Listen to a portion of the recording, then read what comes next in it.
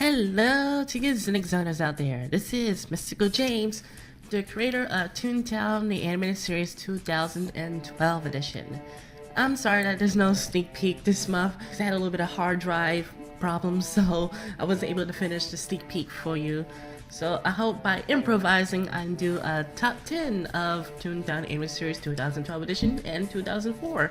And since this is the last season, I can, blur out everything about the series in case, for any mysteries or stuff. I know for the people that hate this story because it's not 100% of the game, they're really gonna hate this top 10. So if you're one of those people, I suggest you don't watch. But anyway, let's go into the top 10s. Let's go. So starting with number 10, I thought I would go back into when this series was made in 2004. I worked with some friends. And the original title for the series wasn't Toontown the Animated Series. It was actually, the original title was Guardians of the Tuniverse.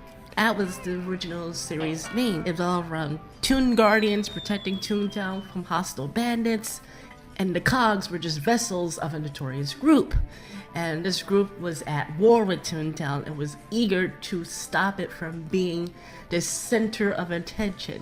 When the series was made in 2004, we just thought it was too not interesting. So we scratched that title. Even though it still has Guardians in the 2012 version, we still scratched it out of naming it that title where we made Toontown the Animated Series. But when 2012 came, when I was gonna rebirth the series, I just thought, hey, maybe I can change the name. And the name was Defenders of the Town of Toontown, which you see in episodes 1 and 2 of the theme song. You hear that. We are defenders of the town, defenders of the town of Toontown, defenders of the town of Toontown. That slogan, Defenders of the Town of Toontown, that was going to be the title of the series. But again, we just thought, no, let's just stick with the original and stick with Toontown the Animated Series 2012 edition. So yeah, that was the original title of the show. I just thought it fit. So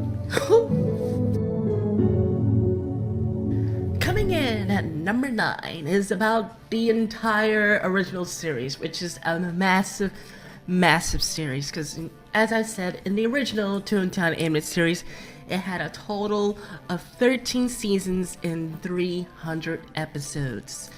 So when we was gonna rebirth the series, we was trying to pick out episodes which we was gonna do, which we was gonna revise.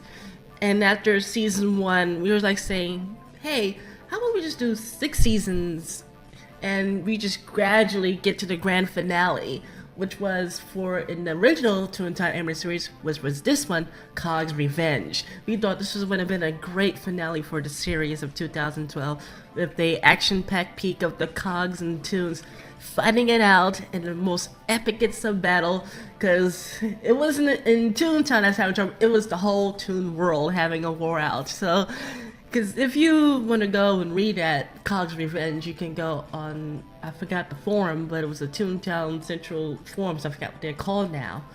But that was going to be the finale of the series. So if you want to see what the finale of the series would look like, you can go and read that on the forums. So on to number 8. Alright, coming at number 8, now we're going to discuss about the world of Toontown, because this is probably the thing that made the series what it is right now. So Toontown sits in the center of the Tuniverse. Well, not in the actual center, but near the center. Nothing in the universe is... But anyway, so Toontown sits in the worlds of the Tuniverse, and in its realm of the Tuniverse, it's called the Toon World. That's where Toontown lies.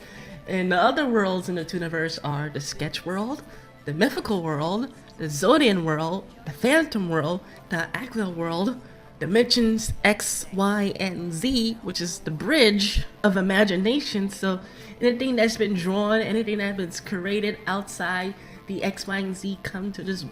We was gonna go something along those lines later in the seasons. I don't know, but not to cause any more confusion than what it is.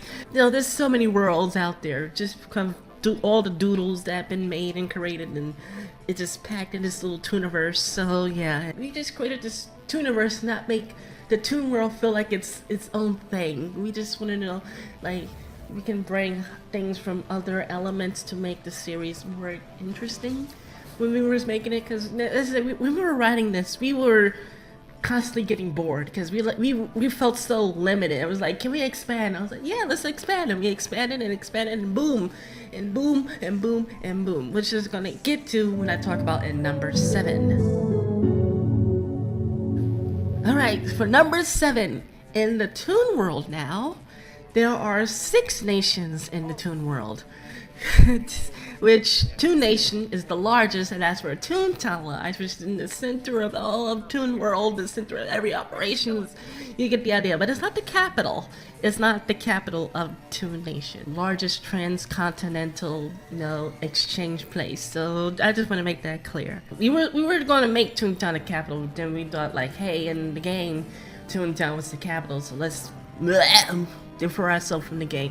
Which I know, yeah, bring on the hate. Yes, we don't like the game story. Yeah, we change everything. Yeah, bring on the hate. But anyway, moving on from that, what are the other 6 nations, you ask? Well, later seasons, we get to go to other nations to get advice and get resources of how to do with the cogs. Because there was the Great Anthroland, which is where Funny Forms is. There was Arctica, where there's the polar bear and Arctic critters are, where there have been a great asset in ice gags, frozen gags. We had an awesome episode for that. I don't know, it was a funny episode that we thought will never be made, but yeah. Anyway, moving on. We don't want to make this video too long. Then there's the Vasilla Nation, which is home to the deserts. Then there's Treasure Isle, which was the Forbidden Island. Now, if you go into the forums, you will see that that was a whole season based on that, and that was trying to find the ultimate gag to take down the cogs once and for all. And we like saying this ultimate gag is going to be the end of all things. And that was how the finale was going to go for this series, 2012. And the last nation is pretty much unknown because it's in a remote area and they really keep themselves isolated, so nobody knows what the 6th nation is. So it was kind of a mystery, but we're just gonna go into details, and then it seems like the cogs was gonna make us some kind of nasty deal in that nation. So I guess you're probably thinking like, why did we just didn't stick to Toontown? But like I said, we just got bored of just staying in this one city. Like, it was like Toontown. Okay, we wrote like 20 episodes, Toontown. We're okay, there's nothing more we can do. Cogs fight, we fight them in the streets, they take over buildings. That's going to get boring after 4 seasons. So okay, let's broaden the world. We're just gonna make a whole Toontown Earth. And that's what we basically did. So yeah, if you were wondering why we did not just stick to just one city, which is Toontown, why we just didn't stick to what the game wants, we didn't want to limit ourselves. That's why. So on to number 6. Whoa, on to number 6. Alright, so enough about the worlds. Let's go and dive into the story of the series. If you haven't noticed, in 2012 version, the higher tier cogs are the only cogs with artificial intelligence. And the lower tier cogs, the cogs that don't like work in COG HQ, that's just regular cogs, are just drones. They're just there to do commands. We thought we made this kind of clear, and I made a subtle hint in episode 5 and episode 6, where we saw Cog Boss giving Broker all these instructions, and he must carry out these instructions with no regard. But then we just limited that. The higher tier cogs is just only 5 cogs. Cog Father, Cog Boss, the Inventor, Shadow Gear, and one more cog that I don't want to give away. I bet I probably explained that wrong. Sorry if you're confused. Let's go into the next number, which is number 5. Wow. This is probably going to raise some eyebrows and probably going to be like, whoa, really? So in episode 7, which is the mysterious tune, in the original draft, Dr. Torre was never going to be revealed to John. Matter of fact, Dr. Torre was not going to be revealed at all. That episode was completely revised by my friend, which is King Cool, because he had a problem, finishing it. So I told him, hey, would you do everything you want to finish? And he just used the weasel in the cage, which was not supposed to have any impact in the story whatsoever. The weasel was just there as a spy later on in the series. But let's just go into details what the actual episode was supposed to be. So, in the original story, John, that was true, he did transform to do what he wanted. Sneaks into COG HQ in a disguise to find intel and go into details, because after what we saw from Broker, what was going on? Who was this guy? The weasel was not in the actual flashback. I had to edit that in the 8th episode. But who was the tune? There was a tune that I wish I can give away, but I think I'm going to just leave it a mystery. I won't spoil that. But there was a tune in there. John wanted to know who was this tune is. With only him, all his searching in COG HQ, it was just regarding what the COG's next plan was just the factory. But then he comes across Inventor, and he kidnaps Inventor and injects a toxic phantom poison so that Inventor will have two sides, like a split personality. So if you want to know why Inventor has that kind of emotions, that's the reason why. Yeah, that was the episode. So when I gave it to King Cool to help finish the draft, he didn't know how to finish it, and he just gave it to what you saw in episode 7, which made a toppling effect on all the other episodes. But yeah, well, that's what happens. Sometimes you just can't get what you want when you write these episodes, or when you let somebody, do the editing for you. That's what happens. So if viewers wondering why episode 7 was in that kind of state, that was why. So on to the next number. Okay, so after talking about episode 7, now we can get to talk about episode number 11 and number 13. The episodes that were literally revised like 800 times. Like, really, it was revised so many times, it's not even funny.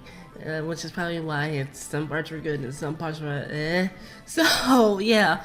Apart from what the voice actors got, which was the final version, when we were doing the writing for season 2, in the original scenario of episode 11 to 13, I did not want it a server bot. I just making that clear. I said it to, I don't know who I said server bot was not my idea. It was Minty's idea and a little bit of James Quest, which is Justifier. It was a little bit of their idea.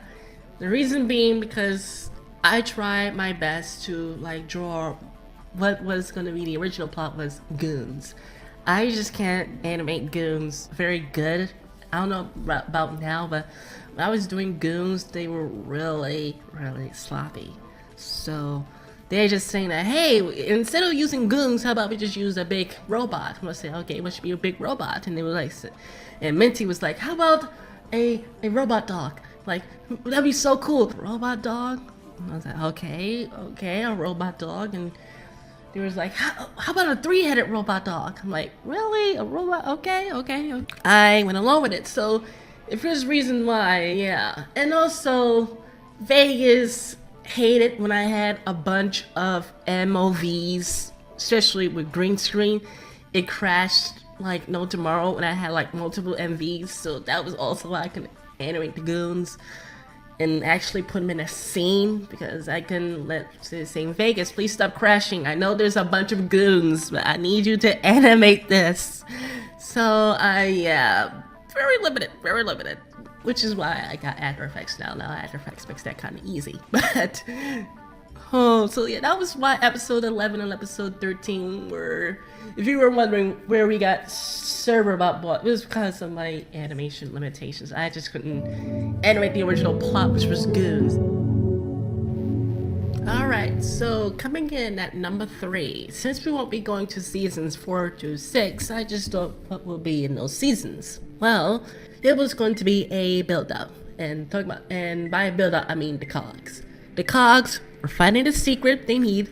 It's gonna get some equipment, get some resources to cripple Toontown as much as possible. Once they got what they wanted, it was going to be a battle for the battle. But I'm going to throw the question out there.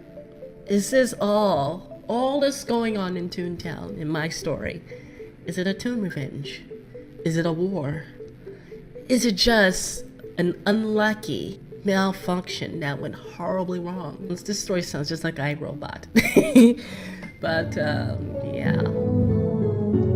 Coming in at number 2. Man, I really feel bad that this video is getting long, but okay, we're getting closer to number 1. So, even though this is not made in order. Anyway, number 2. You remember when I talked about that cog, this tune merged with this cog? Well, this cog happens to be the Cogfather. So, yes, this robot, half tune, is a hybrid. Oh my gosh. When Justy told me that idea of hybrids. Mystical, remember when in the game you wear these suits and you play as the cogs and just fight the VP, CFO? I was like, yeah. Like, how about we merged? And then I was like, like hybrids? That seems really cool! And I was like, yeah! I hinted this idea that hybrids exist when I made Alphanor died. Yeah, I mean my own character died. Anyway, so yeah, Alphanor was merged with another cog, which was probably Cog Boss, and they merged and came to be the hybrid cog you see, Shadow Gear. So I was like, hybrid cogs, hybrid tunes. Oh my gosh, this is so epic. We just went crazy making character development for this idea. Was it a stupid one? Probably. This was probably the most stupidest. But it was fun to write, no, nonetheless. Cogfather, guys. He's a hybrid. I'm still mentioning that tune. How interesting, right? So that tune that started all this is merged with the Cogfather. Number 1. Alright, coming in at number 1. I just thought I will, say this, like for the original Toontown animated series. So in the original Toontown animated series, there was a professor. And he was supposed to be a mock-up of Scrooge. He was a duck, wears a suit and tie, has a hat. His background was he accidentally made a critical error because he didn't make a firewall. So by him not making this firewall, a hacker got into his facility, his lab, and decrypted the log files of the Alpha Cog. And when he did that, he literally told it just to terrorize Toontown and cause destruction. And the professor, he was locked out because the hacker managed out the source code and the Alpha Cog didn't obey him at all. When this news got out, the professor, he was blamed, put to prison until the evidence showed that there's this tune that just made him innocent. Like it wasn't his fault, it was a tune. And so now it comes to search for this tune. Of course, in the old version, that tune was not a hybrid. That tune was just out there causing havoc behind the scenes. In the 2012 version, yeah. But I guess you're wondering why we still didn't use that concept from the old version. Probably not using a duck, probably use a rabbit or whatever. And the question being is we had a hard time character developing the professor. Okay, so after he's free, like what do we go from there? Like does he continue working? Does he retire? We were too conflicted on what to do. And we was like, no, let's just start from scratch. This tune got in the 2012 version and did the unthinkable. That tune that was from the original series is here in the actual series. This tune, oh my gosh. Now, I'm not even giving a species what this tune is, because he could be a dog, he could be a cat. Those are all the little nitpicks and the little secrets and the little tellings of the series, guys. So, I hope you enjoyed this video. If you want more, but I will not give away who that tune is. I will not. But I'll leave it up to you to decide. Who knows? You could probably replace it to somebody in the very Toontown community. I'll see you guys next time. Bye.